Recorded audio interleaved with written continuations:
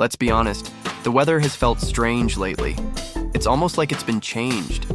Something we can't see is messing with how our climate works, turning weather we could once guess into something wild and harmful. Storms are doing things we haven't seen before, and places we know are being put in danger. So what's really going on? Is this just bad luck? The science is pretty clear. It's not. It's a problem with the whole system. In this video, we'll explain how what people do is changing our weather and making it more extreme. Section 1. The core of the problem. To understand what's happening, think of our climate as a pot of water on a stove. For a very long time, the heat was low, so things were stable. But by putting lots of greenhouse gases into the air, we've turned the heat up high. All that extra energy doesn't just make things warmer, it makes the whole system more messy and powerful. A warmer sky can hold more water, about 7% more for every 1 degree Celsius it gets warmer. That means the way water moves around the Earth gets much stronger. Warmer oceans provide fuel for bigger storms. This is a basic change that makes extreme weather happen more often and become much more dangerous. So let's look at how this global problem is affecting specific disasters. Section 2. The hurricane problem.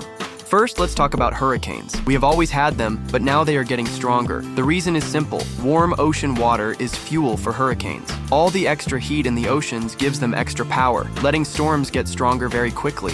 Recent studies show this extra heat is making a real difference. For example, analysis of the 2024 Atlantic hurricane season showed that warming caused by humans made the top wind speeds of every hurricane stronger. For big storms like Beryl and Milton, this extra fuel helped turn them into dangerous Category 5 hurricanes. While you can't say climate change causes any single storm, science shows it's making the strongest storms even stronger and more common.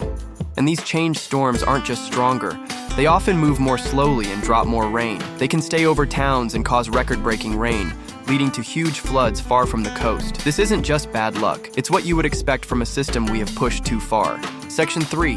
The wildfire problem. Next, let's talk about the wildfire problem. This happens because of heat and dry air. Climate change has made the risk and size of wildfires much bigger, especially in places like the western US, Canada, and Europe. Hotter, drier, and longer fire seasons are making our forests very easy to burn. In the last few decades, fire seasons have started earlier and lasted longer. A study in California, for instance, found that in some areas, the main part of the fire season is now starting more than a month earlier than it used to. This change is directly linked to the warming from greenhouse gases. The Canadian wildfires in 2023 were a scary example.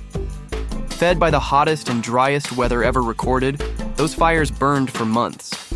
They burned an area bigger than Greece and released huge amounts of carbon back into the air, creating a bad cycle that keeps repeating. What we are seeing is not a normal fire cycle. It's a system made much stronger by a changing climate. Section 4.